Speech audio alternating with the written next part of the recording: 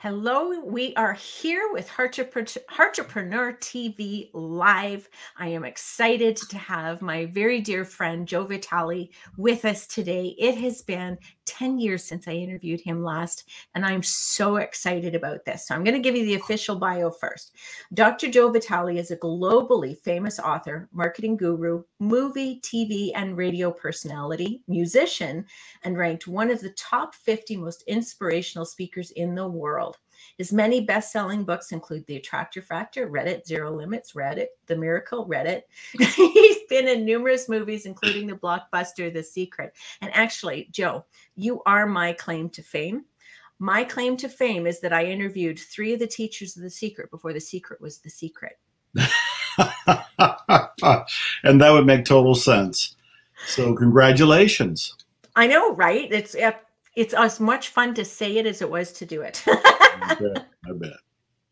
So we are here today to talk about karmic marketing. And I know there's going to be a lot of parallels between what you share in this book and some of your other works. However, what I'm getting is just by the title alone that we are looking at this from a marketing perspective, which is why I thought it was absolutely perfect to talk about here on Heart-repreneur TV, because we're filled with a whole bunch of heart-centered entrepreneurs who will benefit from learning about karmic marketing. Well, they will. Karmic marketing has been my secret weapon for decades. I have actually built an empire on the phrase karmic marketing and the implementation of it. Even when I'd never written about it, never talked about it, never shared it with anybody, I've been talking about writing a book about it to explain it for decades. But I finally got around to it. And the karmic marketing part of it is kind of a way to bring attention to it. You will remember that in the last century, I wrote a little book called Spiritual Marketing. And when I put on my Spiritual Marketing Super Summit in Austin, right? That's where it was. You came and supported me. You volunteered. That was a very long time ago. In a sense, you were practicing karmic marketing. You didn't even know it, but you gave. You gave of your time. You gave of your heart. You totally supported me. You weren't getting paid for this.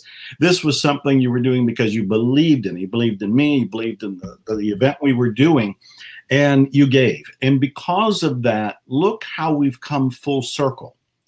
20 years later, over 20 years later, you and I are reconnecting. You had interviewed me about a decade or so ago. But even then, my saying yes then, my saying yes now has a whole lot to do with what you put into motion over 20 years ago. So karmic marketing is the idea of giving joyously, giving to wherever you've been inspired, giving without any sort of strings or catches attached to it, and knowing somehow or other the universe will bestow blessings on you worth 10 times or more what you just gave. This is what I've been doing. This is what the book Karmic Marketing is all about. And this is what you were practicing unconsciously, purely from the innocence of your heart in the last century. And just like I wrote a book called Spiritual Marketing that evolved into my best-selling book, The Attractor Factor, which is the reason I was invited to be into the movie The Secret, spiritual marketing and karmic marketing are kind of catchphrases to bring attention to a spiritual concept more than a business concept. How about that? So that makes a lot of sense, and I get the concept of giving to grow. Basically, is what I'm getting out of it. Giving to grow, because yes, we can benefit to grow financially. We also benefit to grow spiritually. We also benefit to grow interpersonally. Like, that's what I'm hearing from what you shared. And I love the phrase. I wish I had had it when I wrote the book, because give to grow is actually a great summation of it. Most people think of giving to get. And so their definition, in a very rough, basic, instinctual kind of way, is if I give, I will get. And there is some of what of that does happen, but that's not the reason you give. You're giving because you are acknowledging what you've received. In a way, you are giving to grow. You're growing out of your own self-centeredness. You're growing out of your own ego. You're growing out of your own limitations by saying, I have benefited from whoever or whatever.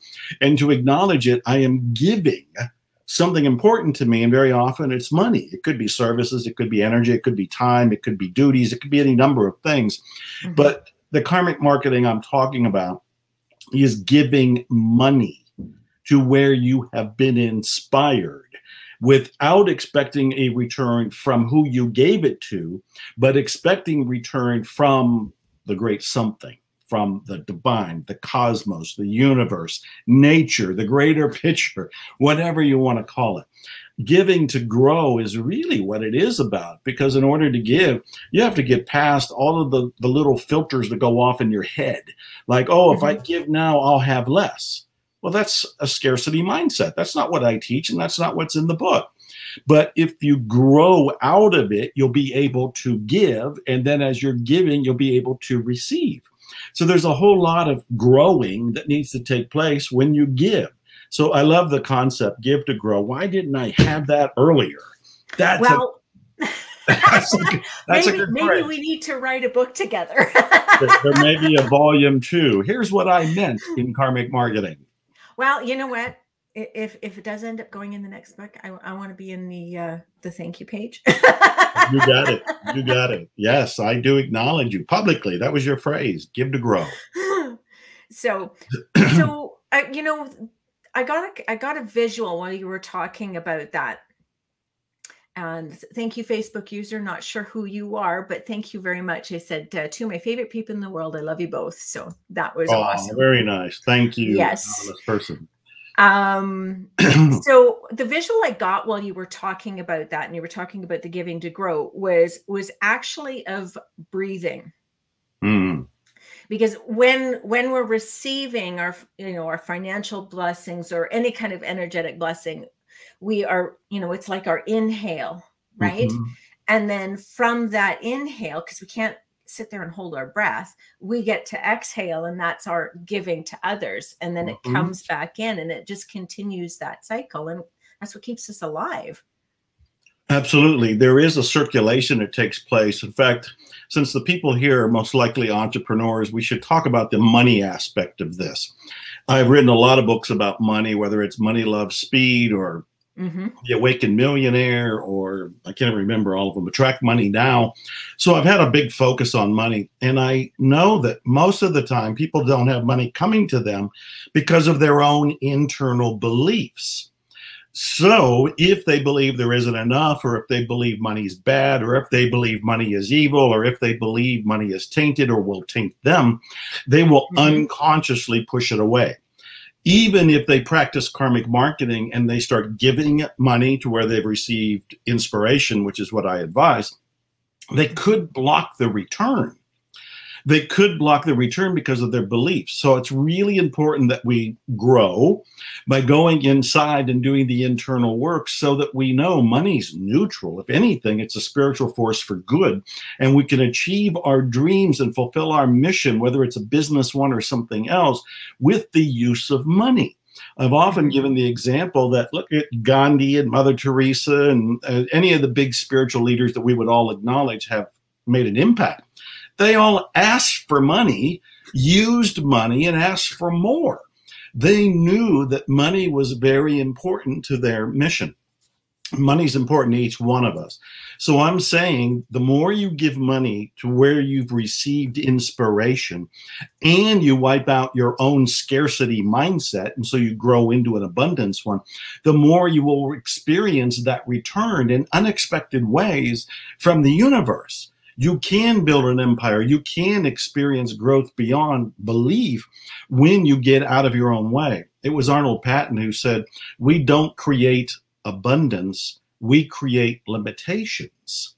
Ooh. Think about that. We don't create abundance, we create limitations. So again, giving to grow is all about removing our own limitations. Then no matter what your business is, hopefully you're doing something you love and you're passionate about it. When you go into the marketplace, people will feel your enthusiasm.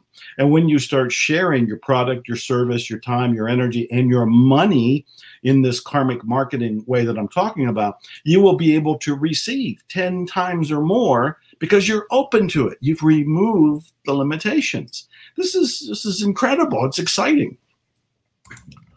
Well, and I think too, you know, on the concept of giving to grow, I know when I've had financial limitations, I do feel like my lungs are tight, right? Like I feel it in my body. Exactly. And so giving to grow is that kind of like, is it a workout? Are we doing, and if we looked at it from a perspective of it being a workout to grow our lungs, to grow our ability to give and receive, I can definitely see that connection of the giving to grow there.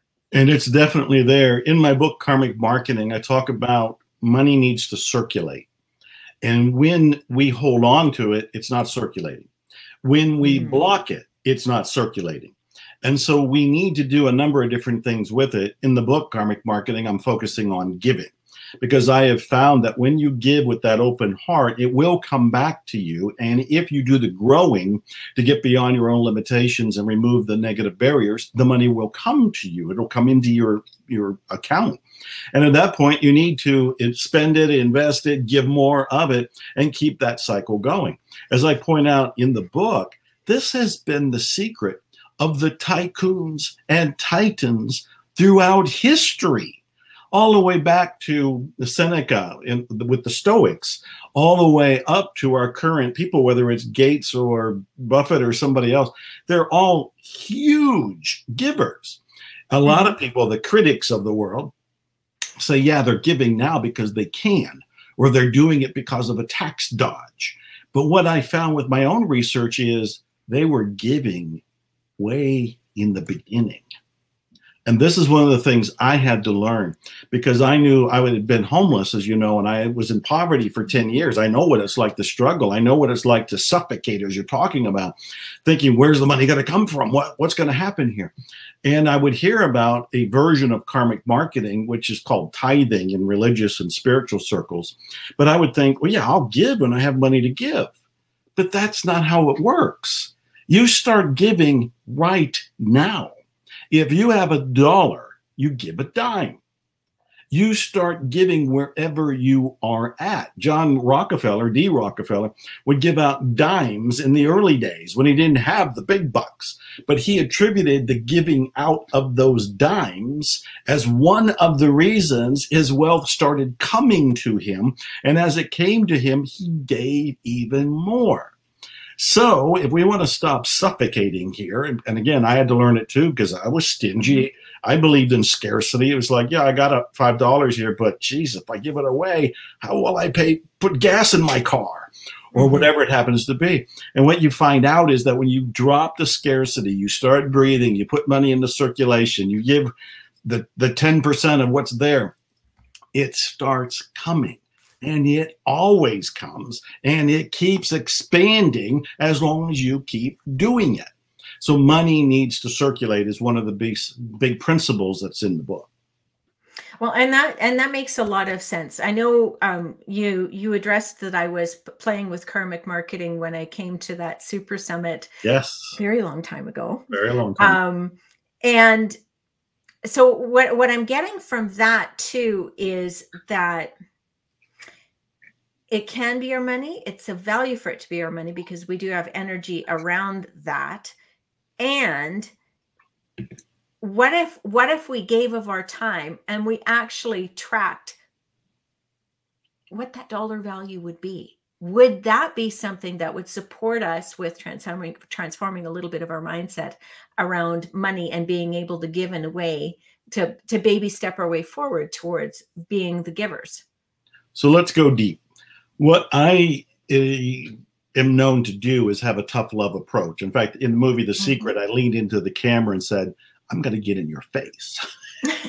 And so I'm still getting in people's faces because it's my tough love approach to help. So here's the deal. I write a whole book called Karmic Marketing, and the focus of it is on giving money. And I'm talking about this in little places here and there. I never wrote about it. I always hinted that I would someday, and today's the day. But every time I did, somebody would always say, well, I don't really give money, but I give time. Or I help somebody move. Or I gave a homeless person a pizza. Or, you know, they did something. That's not karmic marketing. Okay. That is self-sabotage. It is giving, and it is great to do it. Absolutely. It's a benevolent thing to do. If you can help your neighbor move, help them move. If you can help a homeless person with a pizza, give them a pizza. If you can donate some of your time to a cause you believe in, donate your time. But what I have found is it's a sneaky way to get around giving money. That, yes, it's the aha at this point for a lot of people. And I know it. Why do I know it? Because I did it too. I did it too. I would hear about tithing or the early versions of what we didn't have the name karmic marketing. I invented that just as we went along in life here. But as I was thinking about giving, I thought, well, I don't really want to give money. So how about if I give one of my books? Does that count? And it does count. And you know me at events and everything, I do give books to everybody. I give away a lot of different things, but it's not money. If what you got entrepreneurs here and they're coming from their heart, it's a wonderful group, totally support it, you, Terry, the whole group.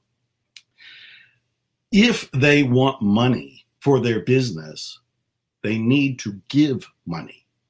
And they need to give money in the way that I'm describing in the book.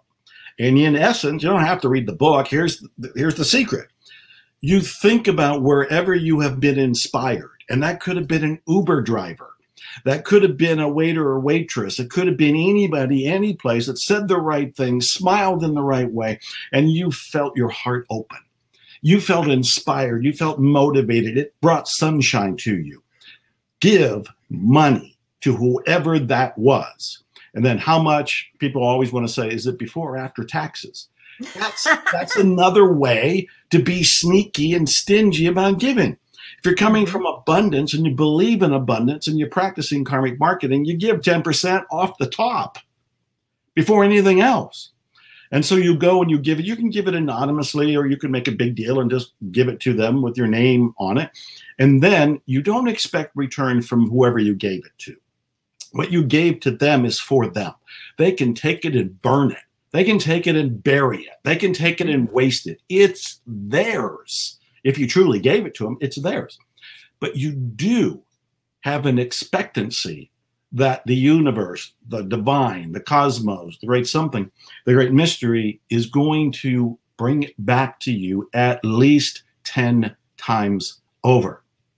So when people say they want to give away, you know, their time or their energy or their product, yeah, sure, do that. It's a good thing to do, but it's not karmic marketing. Okay. And I get what you're saying too, because I like that you're pointing out that it's our sneaky way around it. Yeah. It's like, well, I could, and I did that in my question is, well, I could put a dollar value on that. I could. Right. And that wouldn't be wrong. However, if you're having a hard time giving that money that's in your hand, that is the evidence that there is something that's ready to be cleared. That's why your whole phrase, giving to grow, is so profound. Because what we're looking at, and I'm challenging everybody that's watching right now or will watch this later, to really look at their resistance.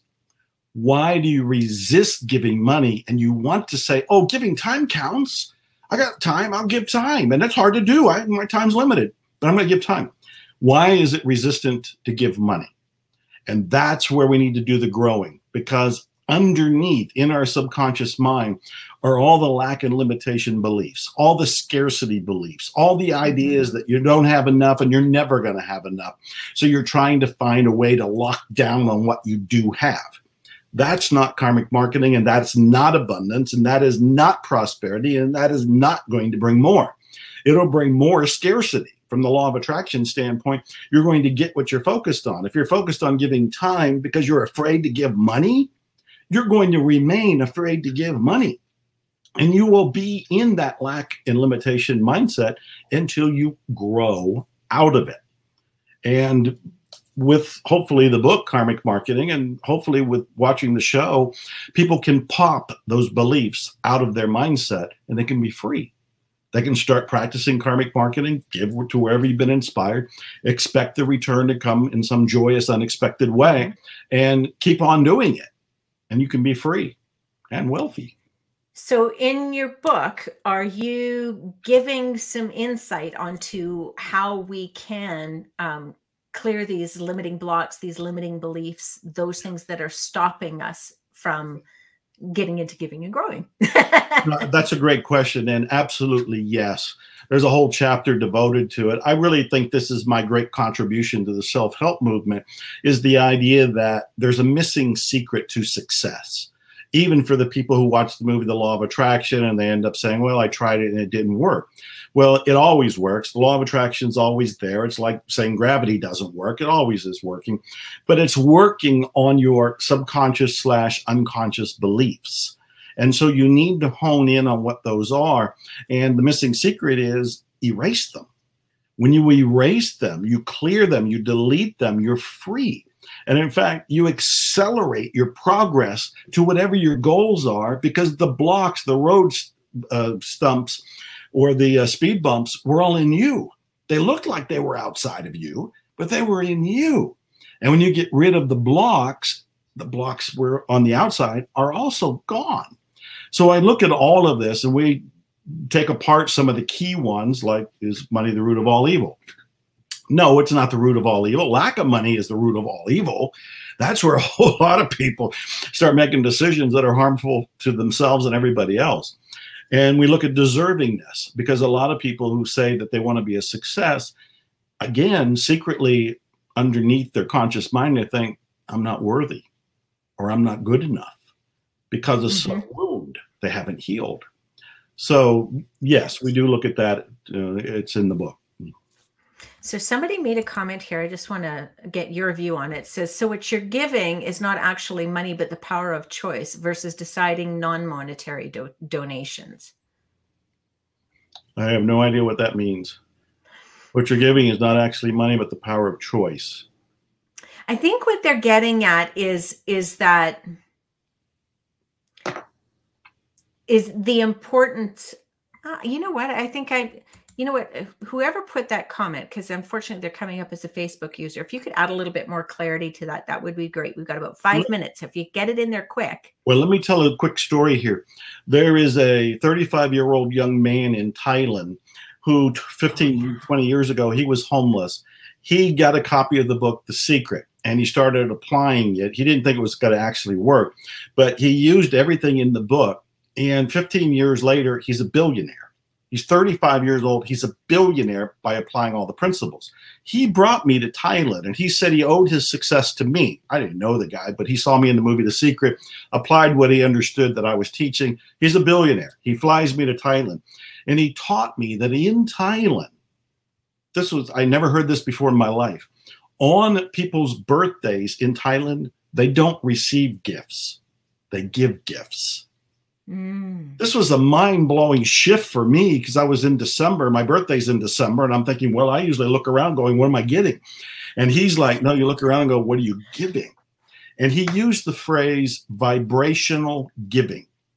He says, when you're giving, it's more than the product, and it's more than the money. It's more than the gift. It is the feeling you have when you give. And that feeling that you give out is matched by the universe. So if you feel good, if I'm inspired by somebody, and I give a lot, and I give to a lot of different people, many of which faint upon receipt, and I will give because they've inspired me, I am joyously inspired. And I feel fantastic to do that giving. What my billionaire friend says, that feeling is vibrational giving. And it comes back to you with an equal or greater force of joy. So I don't know if the person who just put that little hard to understand comment was referring to more of the feeling, but this is something I talk about in karmic marketing as well. And it's a mind-blowing concept. You're not just giving money or whatever you're giving a feeling, and the feeling is going to come back to you. Imagine this. This is euphoric. It's orgasmic. This is amazing. There's some really juicy stuff in there. I'm going to just read what the person put. What I meant was, by giving money, we empower people by giving them choice of getting what they need, want, versus giving them what you decide, which may not be what they want or need. And that makes sense. Yes. Yeah. I would only add one thing for clarity's sake, and that is my giving of money to them is not to help them. It's to help me. I'm giving as an acknowledgement of what they did for me. So in other words, and this is where a lot of people make the mistake of saying you give it to where you think it's needed. No, that's a completely different kind of giving. That's not karmic marketing. Yes, if somebody lost their house to a fire and you want to help them out, give them a check, help them out. But that's not karmic marketing. That's doing a good deed. That's being a good Samaritan. Karmic marketing is if somebody had said something, I can make up any example, and you felt better that day because of what they said.